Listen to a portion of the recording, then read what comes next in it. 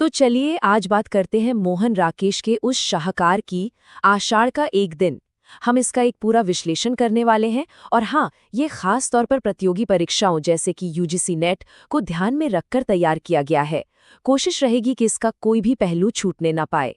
मैं तब तुमसे मिलने के लिए नहीं आया क्योंकि भय था तुम्हारी आंखें मेरे अस्थिर मन को और अस्थिर कर देंगी।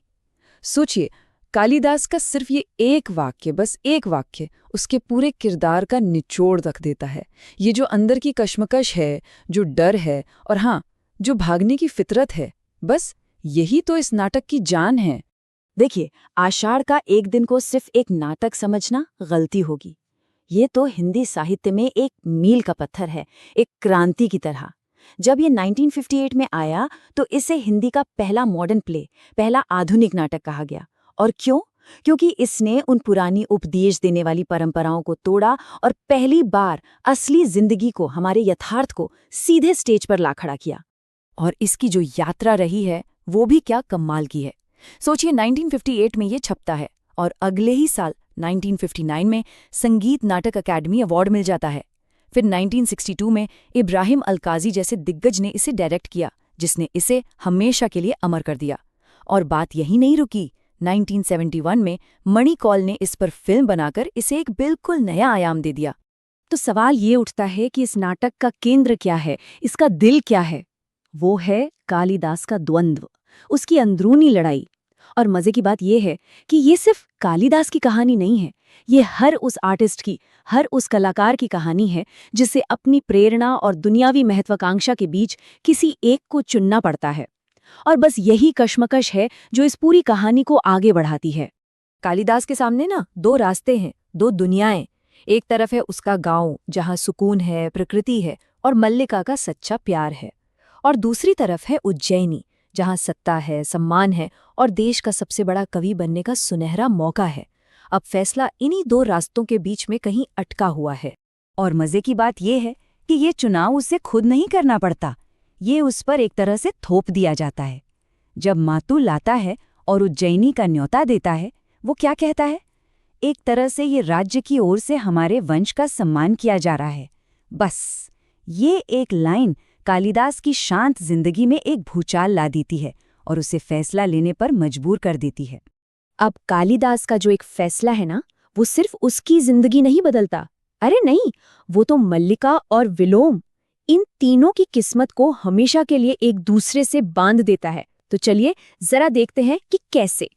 तो सबसे पहले बात करते हैं मल्लिका की। वो तो प्रेम और त्याग की जीती जागती मिसाल है। कालिदास के जाने के बाद उसकी पूरी जिंदगी बस इंतजार बनकर रह जाती है। वो खुद कालिदास से क्या कहती है? मैं यद्यपि तुम्हारे जीवन में नहीं रही, परंतु तुम मेरे जीवन में सदा वर्तमान रहे हो। मतलब सोचिए, उसका प्यार जिस्मानी नहीं रूहानी था। और अब आते हैं खुद कालिदास पर। सालों बाद जब वो सब कुछ हासिल करके लौटता है तो उसे एक बहुत बड़ी, एक भयानक सच्चाई का एहसास होता है। वो कहता है, जो कुछ लिखा है वो यहीं के जीवन का संचय था। उसे समझ आता है कि उसकी सारी कला, उसकी सारी कविता, वो तो उसी गांव की देन थी जिसे वो कब का पीछे छुड़ाया था। और यही उसकी सबसे बड़ी ट्रेजेडी है। और फिर आता है विलोम।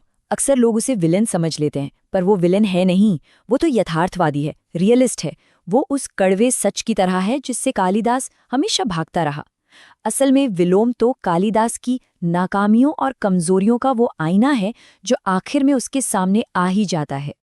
अच्छा, इस कहानी में प्रियंग मंजरी का किरदार भी बहुत अहम है।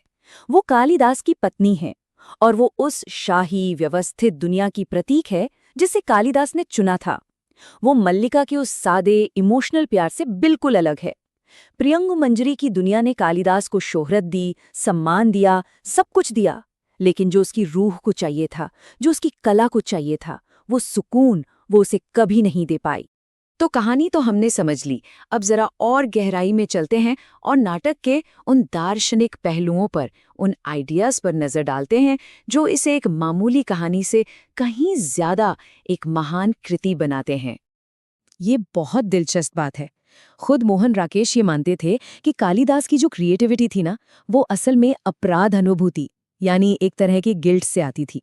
उनका मानना था कि कालिदास अपनी ही आत्मा से दूर हो गए थे और इसी अपराध बोध, इसी गिल्ट ने मेघदूत जैसी शानदार रचना को जन्म दिया।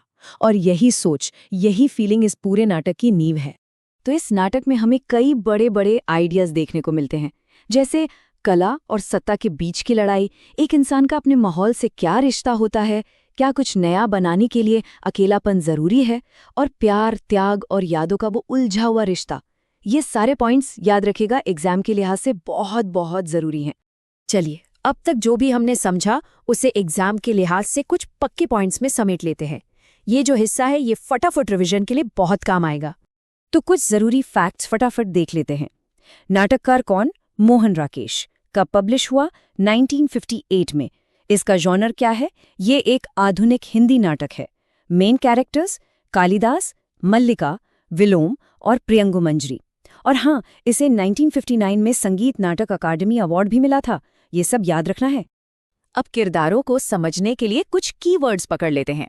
कालिदास, वो एक द्वंद्व में फंसा आत्मनिर्वासित कलाकार है, मतलब जो अपनी ही आत्मा से दूर हो गया हो, जैसा मोहन राकेश ने कहा था। मल्लिका, वो निस्वार्थ प्रेम और त्याग की मिसाल है। विलोम, समाज का कड़वा सच दिखाने वाला यथार्थवादी। और प्रियंगु मंजरी, वो सत्ता और एक सेटल्ड लाइफ की प्रतीक है। ये पॉइंट्स जवाब लिखने में बहुत काम आते हैं। और आखिर में ये नाटक हमें एक बहुत बड़े सवाल के साथ छोड़ जाता है। क्या कुछ महान रचने के लिए, कुछ बड़ा क्रिएट करने के लिए प्यार और रिश्तों को छोड़ना ही पड़ता है? क्या सृजन का रास्ता हमेशा अकेलेपन से ही होकर गुजरता है? सोचिएगा जरूर।